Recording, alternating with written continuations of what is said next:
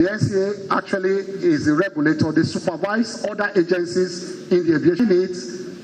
They closed more than 130 gaps at Abuja and Lagos airports. And so there's a lot of improvement in terms of safety and security in those airports. And those are our two major international gateways, including Kano also.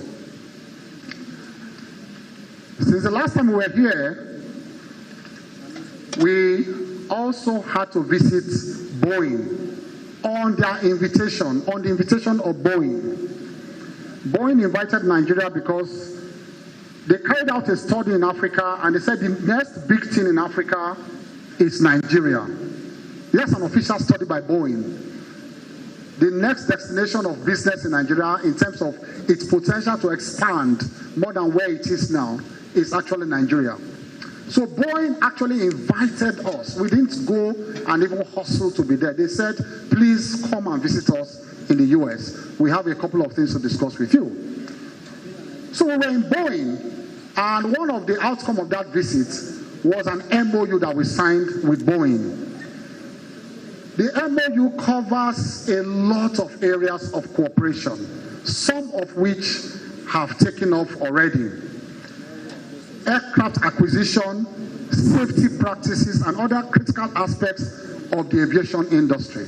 We signed an MOU with them. And since then, we just didn't sign an MOU, an unworkable MOU.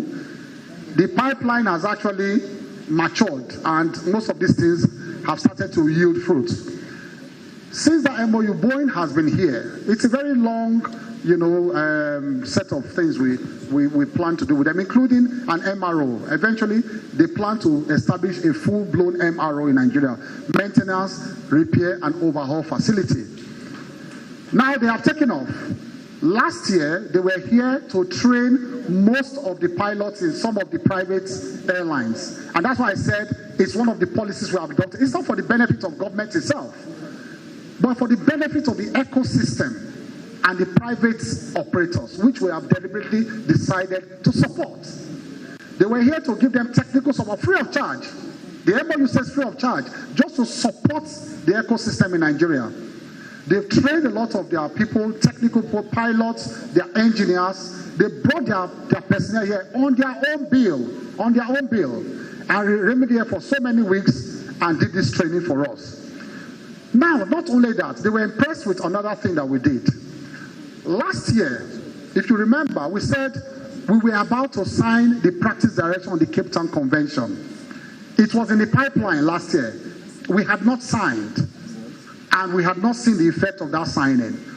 But I'm happy to report to you that after our last briefing here, the Vice President of Nigeria actually superintended over the signing himself, as approved by Mr. President, as the head of the Council on Ease of Doing Business, PBEC, the Presidential Initiative on Doing Business, Enabling Council. The Chief Justice of Nigeria actually directed the Federal High Court to look into our concerns about the inability of Nigeria to fully comply with the terms of the Cape Town Convention. We met that on the ground. It has been there for more than 17 years. Nothing was done. And that convention, I've explained over and over, you all know, has to do with a country's capacity and integrity in hiring aircrafts, leasing aircrafts, and releasing those aircrafts when there's a default. Because these are very expensive equipment they take across the world. And they want to make sure that each jurisdiction conforms with the Cape Town Convention so that the ease of leasing and retrieving these aircraft will be harmonized all over the world. So Nigeria was not in that committee of nations that were deemed to be compliant with that. And what was the effect on that? Because this is not just all grammar. The effect was that our local operators have been going out to lease aircraft on very expensive terms.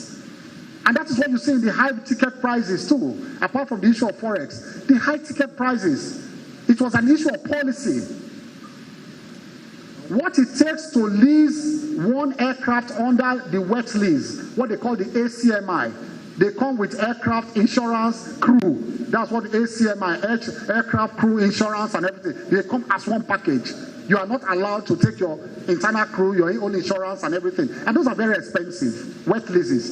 It is 3 times more than what you used to take. You get a dry lease if your country is fully compliant with the terms of the Cape Town Convention. They will see your country as safe enough. So instead of going to buy brand new aircrafts or lease under wet lease, you can get, look, if a brand new aircraft costs maybe $50 million, some type, $100 million, some type of aircraft, you can lease, instead of going to spend so much money, you can lease up to 40 aircraft with what you used to buy one. I'm being very graphic so you understand the problems we are in. We are in problem. Well, we were in problem. So imagine what it will take. They will now have to pass it on to the tickets, high ticket price, for them to recoup on time, or for them to meet their obligations under the wet list. Because under the wet list, you have to pay back to your lessors every month or every quarter. You have to pay back to them, which is what we call hire purchase under our local parlance. So it was a difficult thing for them. And so this government said, how can we unlock this market for them so that it will trickle down finally to the masses, to the traveling public, and they can have access to brand new planes. Because some of these planes that come under wet leases, they are old planes they have discarded somewhere in the world. Rickety planes that we just go and bring back into the country for domestic and regional flight. And that's why you see, you enter some of these planes, you see them creaking and all that. They creak throughout the flights instead of getting access to brand new planes for our people. These are all locked inside the inability to comply with the Cape Town Convention. This government came and we met so many letters they had written to us before. It's not that they came. They wrote in 2015, 2016, 2017, Nigeria, you are not complying. Now, I met this thing on dust were gathering under this letter. They're on these letters. But I said, look, this is my profession now.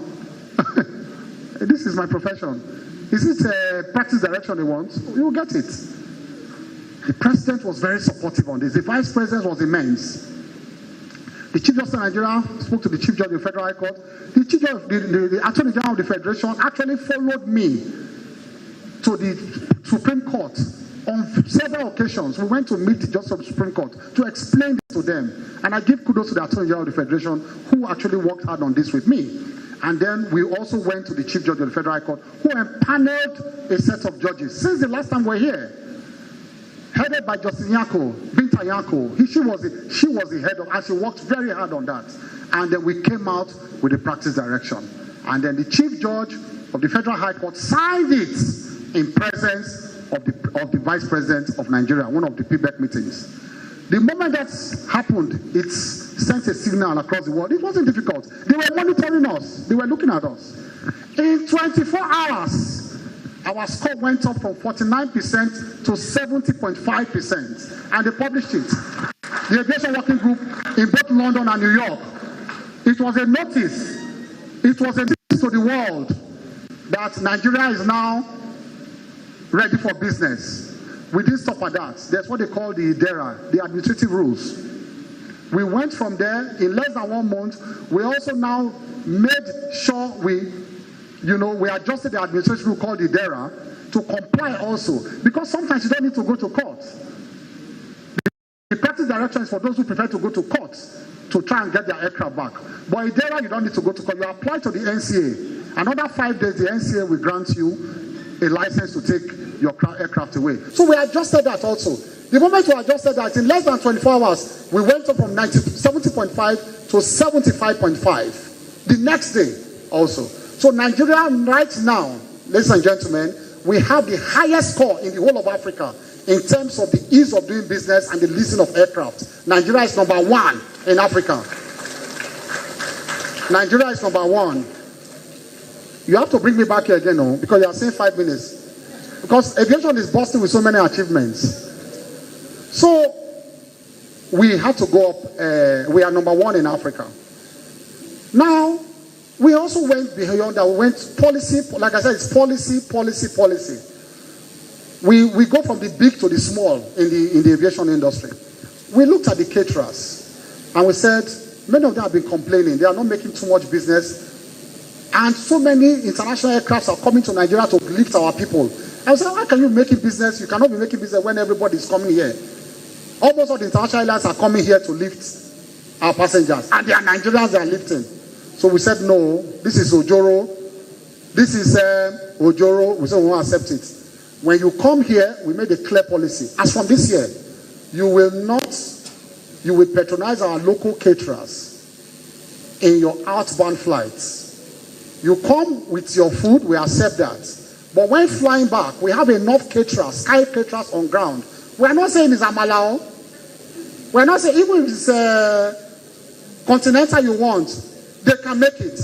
If it's Chinese rice, they can make it. It's not the way you are flying back in Nigeria will do one thing. You won't know what you are eating. Now, lie? At times the person will say, Mr. Man, what do you want to eat? You want to be peperere or parara? You will just look say, give me parara. You will not know what you are saying they should bring. Let them tell us, you want jollof rice or fried rice, abi? Or tuwo? Then you know exactly what you are asking for. Not whether you want perere or parara. And you just say one. So it's a policy. And so we are monitoring their compliance level. Delta has complied. I think Qatar has complied. A couple of airlines have complied, and we are monitoring compliance. Some have asked for a bit more time to enter into contracts with our local caterers. And I said, I will not sign your summer schedule because somebody said, it's very simple. Every 3 months or 4 months, you must bring your schedule, whether we have BASA or not. Whether we have BASA or not is irrelevant. You must bring your schedule for the minister to approve. They call it winter schedule, summer schedule, and all that.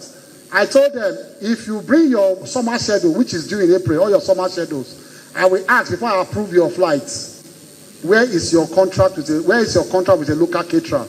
Bring your contract. I want to see that you have entered into contract with a local caterer for me to approve your summer schedule. If not, if you don't want to fly, don't fly. Aero contractors or IBOM will take that route. If you stop flying, if you don't want to fly. We have also upgraded the Muhammad Buhari Airport in Borno State, in Maiduguri, to a full-blown international airport. The Northeast have long been cheated. You have international airports in all the other zones. Why not Northeast? Northeast had not one international airport.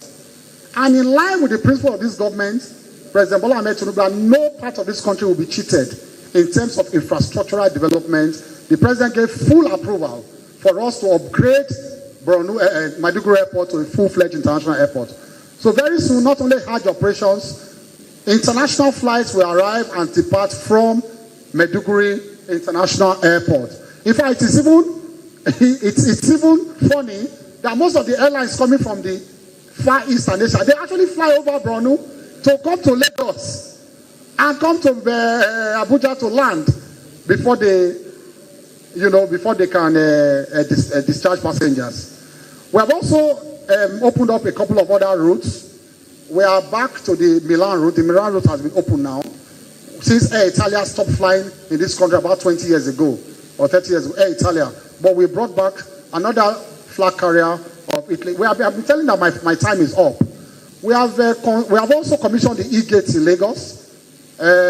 We have rehabilitated the D and E wing ahead of a full-blown rehabilitation of the Lagos airport. So I will only mention one pipeline. That is in the pipeline. Maybe when we come back here, that will be fully realized. We are trying to rehabilitate fully the Lagos International Airport. Can I have 3 more minutes? So just round off. Now, let me round off now. We also went to Boeing. We also went to Dublin in January with all the stakeholders in Nigeria, including the insurance stakeholders and the banks. It was a wonderful international exhibition for Nigeria, and it was facilitated by Boeing. It's what they call the airlines, the Airline Economic Growth Frontier Conference in Dublin. Now, this is a conference that is held every year where all the financiers, global financiers and resources, they come together in one place and they trade, they do business. So everybody comes together, those who want to lease, those who negotiate. It's a yearly event in the aviation industry globally. But for the first time, Nigeria was officially invited, all the players in Nigeria, because they now felt we were serious enough for them to discuss with us. So we went to Dublin, and I can tell you that we were the signature of all eyes in Dublin when we were there in Dublin. Most of our local operators, as I speak with you, they came out with so many deals, and watch out before the end of this year. I'll be back here before the end of this year to give you the good news. They are now taking Nigeria serious, that we are ready for business. We are now fully compliant with Cape Town Convention, and almost the biggest lessors in the world, they began to enter into so many MOUs with our local operators. And we hope that will come to fruition very soon. The last thing I'll mention before I sit down is one more policy initiative. We are pushing it further. We are in the process of pushing the Fly Nigeria Act to the National Assembly. There's a Fly American Act. I think there's a Fly India Act too. Now, most big countries in the world, they have their acts on Fly the Country Act. What does it say? That for all official trips funded by governments, you must first patronize local airlines that fly that route. If it's only when a local airline is not flying that route, you patronize an international airline. It's going to be a law. We don't know how the National Assembly is going to see it, but it's a policy push from us. It's called the Fly Nigeria Act, and the draft is almost ready to further boost business within the country. The $1 trillion economy the president is after, aviation must contribute its own quota to the $1 trillion economy. So the Fly Nigeria Act is almost ready. We'll take it to FEC, we'll argue it at FEC, we'll take it to the National Assembly to ensure that all local airlines are first patronized on international routes before international airlines. Thank you, and God bless you all.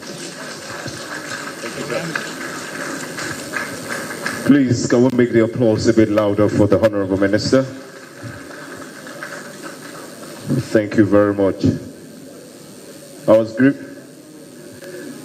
Honorable Minister, I was given an incredible task of timing the Honorable Minister at the risk of not flying in Nigeria again. I just have to follow directives. Please, once again, a round of applause for the Honorable Minister of Aviation and Aerospace Development. Without wasting any much time, we'll move to the question and answer section. We know the House rules. You raise your hand, you identify your name, the media organization you report for, and straight to the question. So can we just, by the show of hands, one, the gentleman on the shining cap. There's a hand I'm seeing there. Two, the man from Punch. And then three. We'll take this first trench and then we'll come for the second one. The gentleman there. Your name, media organization, and your question. Straight to the question.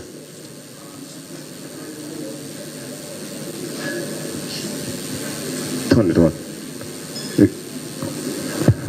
Honorable Minister of Information, I must applaud you.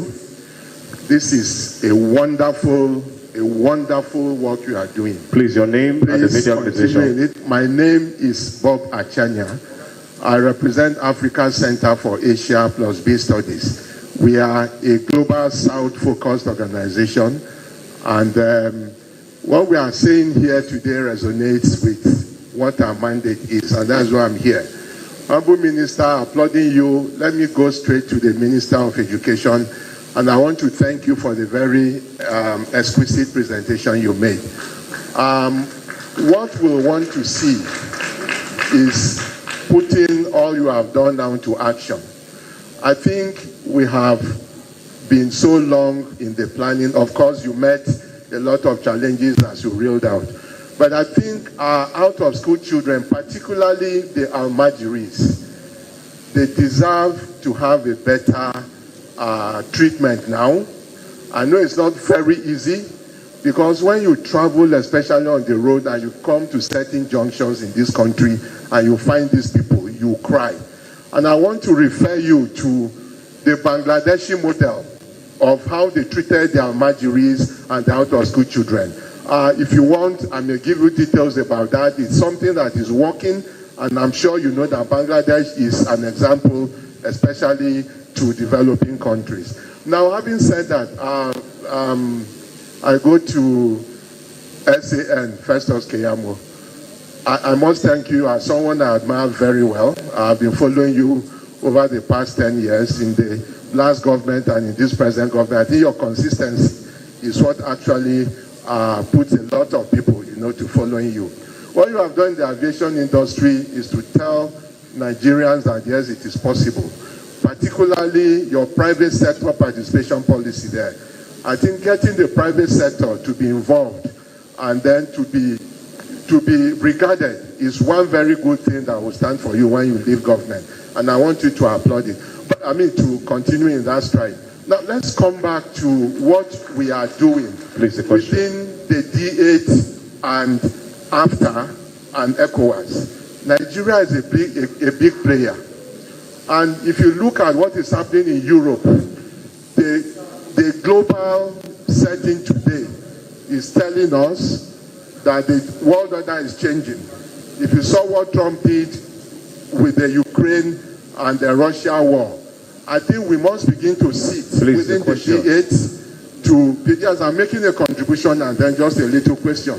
So what are you doing? What are you doing in order to create more engagement within the Nigeria and the D8, Nigeria and after, in order to optimize the benefits, just as you are doing for our local businessmen now? I think we need to do more. I would like to know what you are doing in order to create more businesses intra-Africa.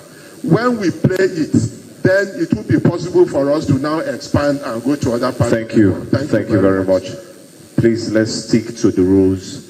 Your name. Hello. Please let me.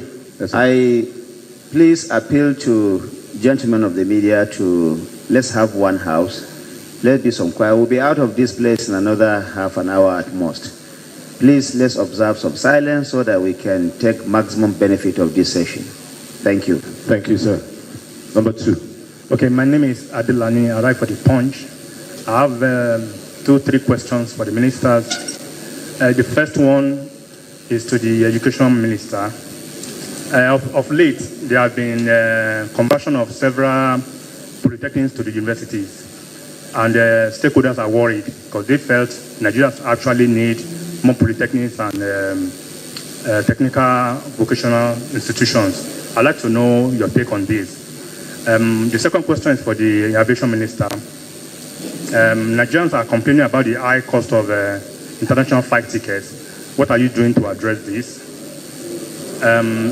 Secondly, the committee you set up on the legal charter, one of the recommendations is the closure of the GAT terminal.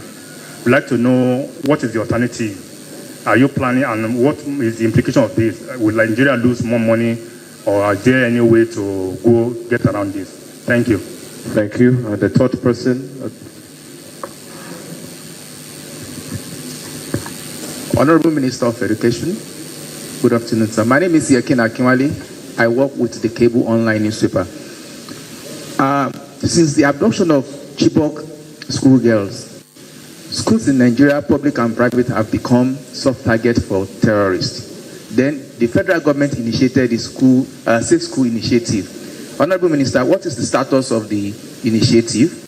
And also, you talk about we not seeing Almajiri students, pupils, as not being out of school. I recollect that the former President Goodluck Jonathan constructed some Almajiri schools. What is the status of these schools?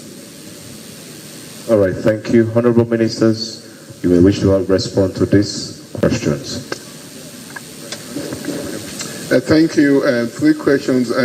With regards to the Almajiri that you said, I'll take question 1 and question 3 together because they're linked. What we're doing differently with the Almajiris now, we've had programs before that just brought numeracy and literacy to these schools. We're adding vocational education to the Almajiri. We've done clear mappings of these Almajiris, and we're also including the Shanghai school and the other Quranic school. We've now laid out clear DLIs, delivery linked indicators, that we will be using to grant to these malams, to these teachers of these Almajiri schools. And we're linking those grants to the extent in which they let us bring in numeracy, literacy, and vocational skills. And with the vocational skills, we're talking about real skills. We know skills that they can learn quickly: vulcanizing, plumbing, electrician. So what happened that these kids, they're in school, they recite the Quran. After that, they go probably walk on the street. Two things are causing that. The malams that are teaching them, they need financial support. By the time when government start giving this financial support, those kids will not go out. And it's also linked to what's causing the migration. If you look at these Almajiris, we've done a mapping, clear mapping.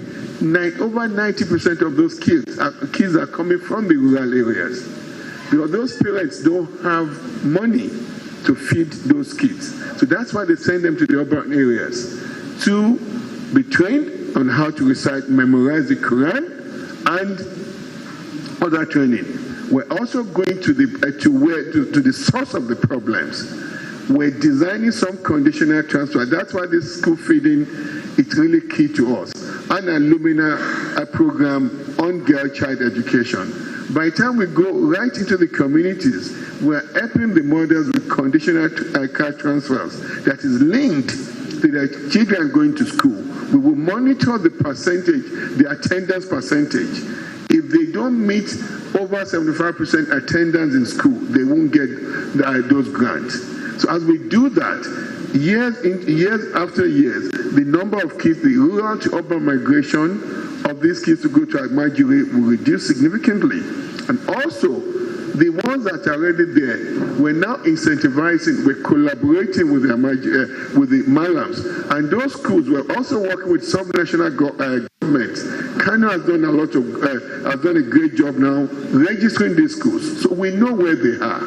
They've been given licenses. We can control, monitor, and intervene with the quality of education. And as we let them do this education, we're opening part for them, not just vocational skills, they can advance. We have the ABIP program in place, the Accelerated Basic Education Program, that we're aggressively launching and implementing in these Almajiri schools.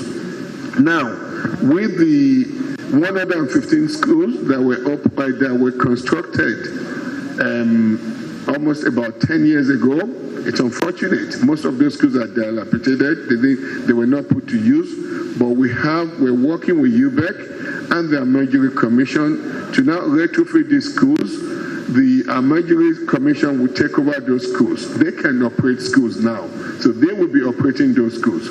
We've designed additional funding from UBEC to the Almajiri Commission, to the Nomadic Education, for the Nomadic Education Commission as well. And these fundings are clearly, it's not just them getting money, they're linked to deliverables. We've designed our own pay for performance in which UBEC will be using. So in going forward, we will be seeing a lot of significant improvement in the level of instruction that we're giving to our kids in these Almajiri schools and our kids across the countries. It's not a case of just disbursing money. I'm not monitoring those money again. So that is changed. That's changed completely. It's changed forever. Now, with the Safe School Initiative, this is a big thing of high priority to us.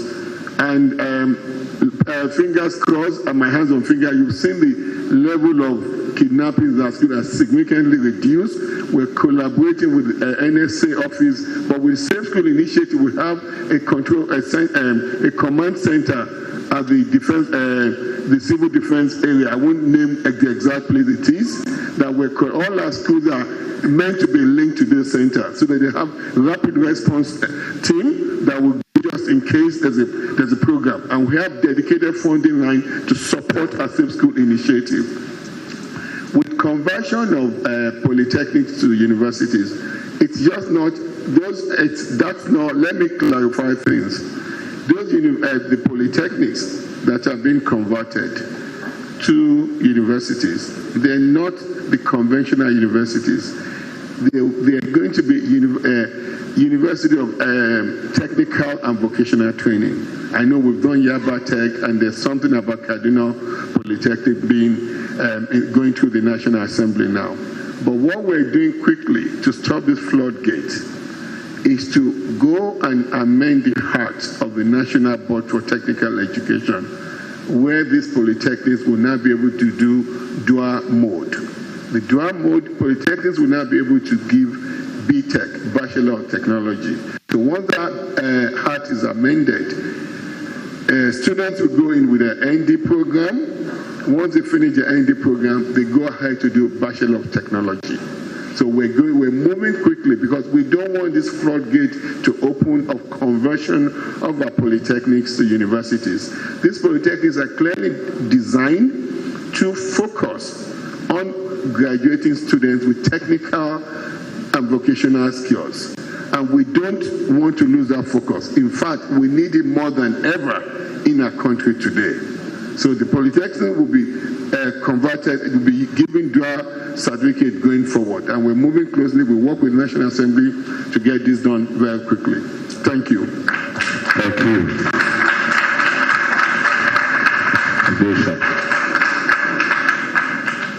Thank you.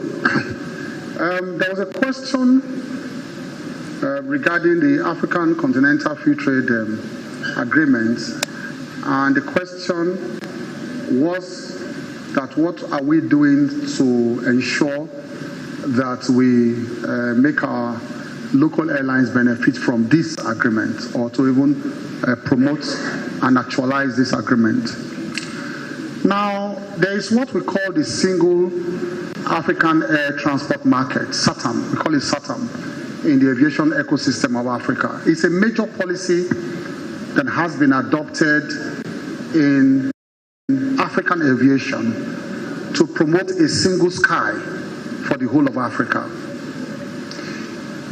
If you notice, if you move around Europe a lot, you'll discover that the restrictions we have in Africa to move around Africa, they are not present when you fly all over Europe. But those countries in Europe are different countries.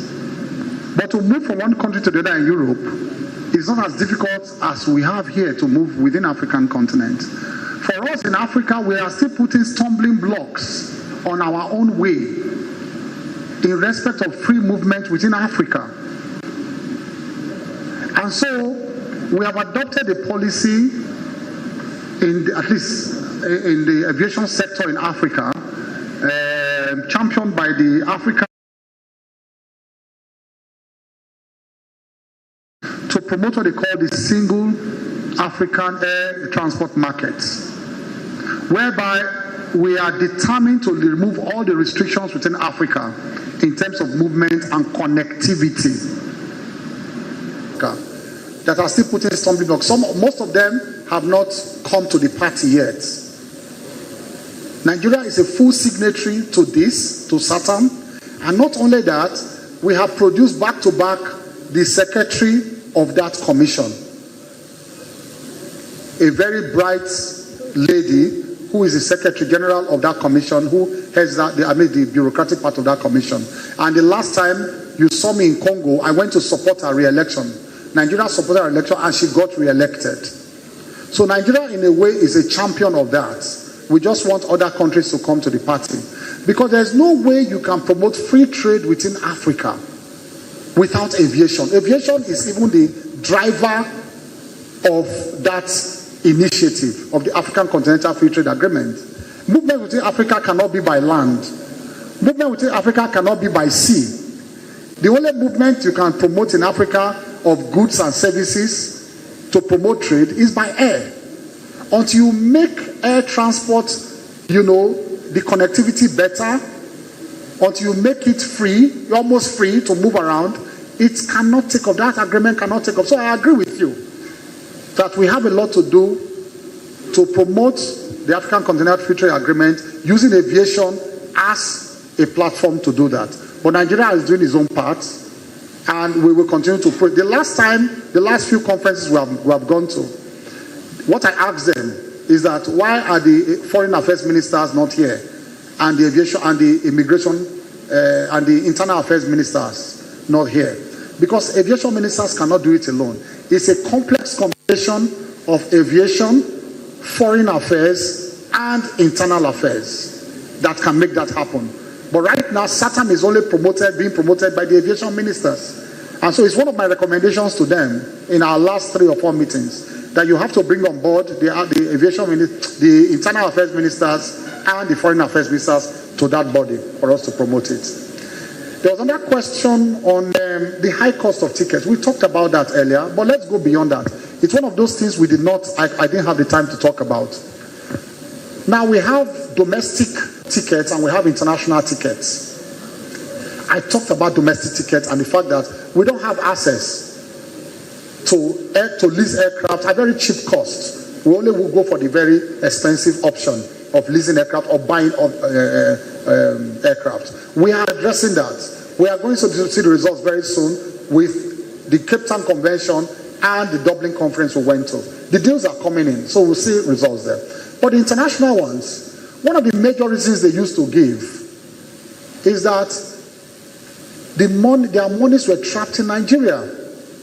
There was a time when we came to office, there were airlines that had 3-year backlog, not just 1 year, not 2 years, 3-year backlog of funds trapped in Nigeria. We had the Naira in CBN, that's the sales of tickets.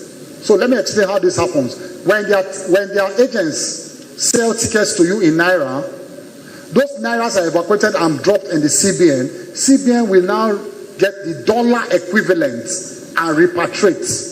That is how it is done, so that the tickets will be sold in Naira. So all of these tickets were sold in Naira for 3 years plus, 4 years, but the CBN had no liquidity. You get that? They had no liquidity, no dollar equivalent to send to this foreign airline. So the funds were trapped. It's not that they were owing them. The Naira was there, but they were trapped. No dollar. Because of the deft policies of this government on removal of subsidy and floating of the Naira, liquidity began to rise. And that's why I said earlier when I was thanking the president for the unusual attention he's paying to aviation.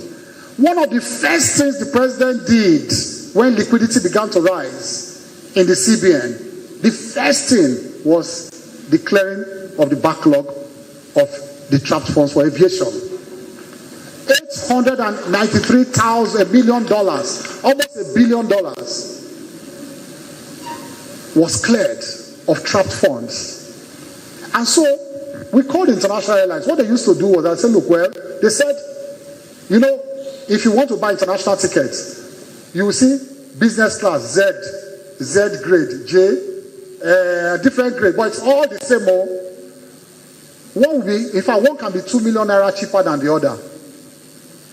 Those ones, they open it for countries that they know that once they sell the ticket, they can get their money immediately. But they now opened only the high fare for Nigerian passengers since the last 3-4 years. They said because they were taking into account inflationary rates of the money that will be trapped. They don't know when they will get the money back. So they were building on top of it even profit inflationary rates. That by the time they want to get the money back, the Naira may have collapsed. The dollar may have. So instead of selling a ticket for 2 million or 3 million Naira, they will sell it for 7 million. Whereas Ghana will sell it for that price. You say, Ghana is cheaper than Nigeria. This was an issue of policy. President Bola Ahmed Tinubu, being very, very smart on this, he cleared that first. And so we called them and said, look, it was recently we called them. You have been enjoying this high price because Nigerians were paying. So by the time we cleared this thing, they were still enjoying the high fares. We said, no. You cannot continue to enjoy it. We have cleared the backlog. So you cannot continue to open up the high tickets only to Nigerian passengers. Please, let's go. So that discussion is going on now. NCA is championing that. And I think they held a parley with them recently on that, with 1 or 2 other factors in terms of our high taxation. Our airports, they said, is the highest in Africa. Their taxes So this man sitting there here, Nama, this woman sitting there here, fine, we are looking at them to see what we can do about it, because it's not my call. We have to talk to the Minister of Finance to do that. So don't look at the Aviation Minister alone. I'm not in charge of revenue. I have no right to say I will reduce revenue. What they do will kill me. It's the Minister of Finance. The money is not my money. So I have no right to say in the aviation sector, we are cutting down this revenue, cutting down this revenue. These were things we met on the ground. So it's good I just say it out. The taxes imposed in our airports and navigation, they said it's one of the highest in Africa. And the airlines coming here, they build that one in too, because they have to pay. And that trickles down to the passengers. So it's a holistic problem we are looking at. And we are going to come to that. But I just want to be honest and frank about that as to why that build-up is there. So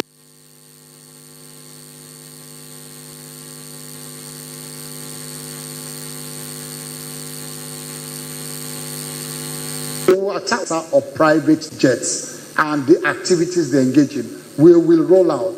And when we roll them out, please, nobody should complain. If you are a big man, thank God I'm on air. So we are going to run jingle. This is the beginning of the jingle. This jingle I'm talking now is the first jingle. Don't go to the airport to take a private jet if you know, without first of all seeing the manifest of those jets that are licensed to carry passengers. If anything happens to you, we will not be responsible. The second one is that the tower will not clear you to fly unless the pilot files in a manifest of those people on that aircraft, whether you're a big man or not. Whether you're a big man or not, tower will not clear you to take off. I'm just giving you expo. Is expo? We are rolling out many, but these are some of the expo. They will not. They will ground the aircraft until you file a flight plan with the passengers in that aircraft and their ID card. They must. Why will you, poor people or normal people, you want to board commercial? They'll say, where is your ID card compared to your ticket? ID card compared. Are the big men better than us? Me and you. Yeah, big one. Are the big men better than me and you? They must also bring their ID cards. They must bring their ID card, like all of us will bring it to. Thank you. Thank you very much, Honorable Minister. For the sake of time, we'll just take 2 more questions. I think I've entertained the men, since it's International Women's Month. Now we'll go to the women. So the lady in orange and the lady behind her. Thank you. Okay, good afternoon. My name is Deborah Kolawole from the Punch newspapers in Abuja. So my question is for the Honorable Minister of Education and Skills Development. I call him the Minister of Skills Development.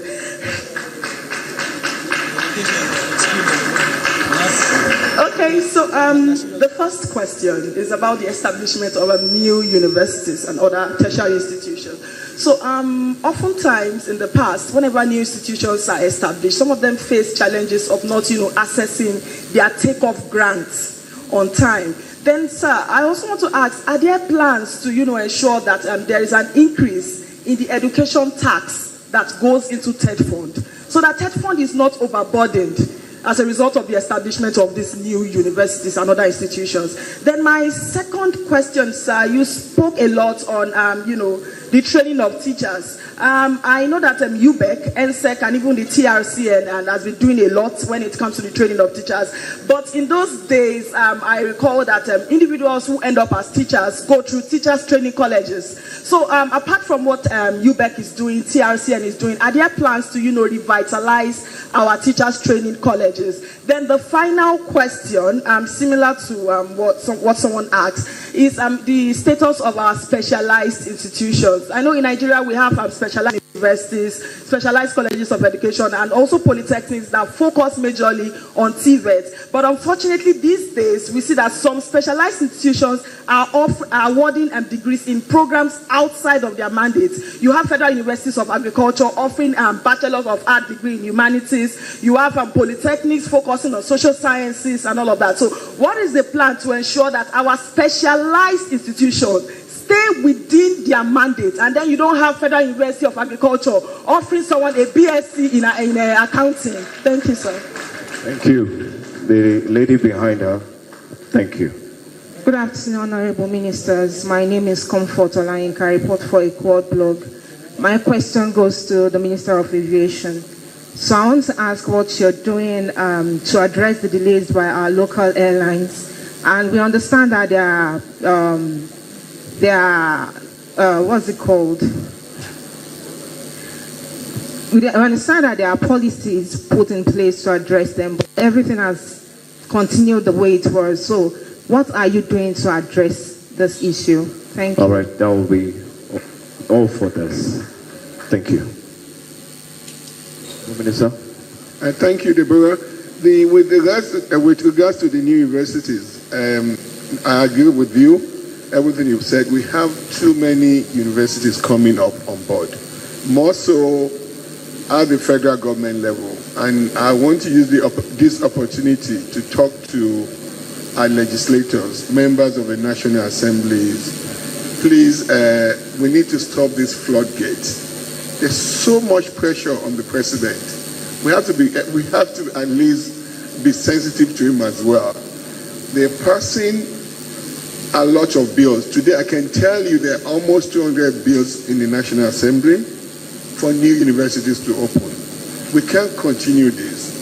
Even the ones we don't have enough infrastructure there.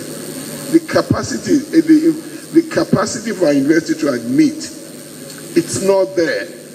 What we need to do now is to rebuild the capacities to ensure that we can offer more viable courses to our citizens.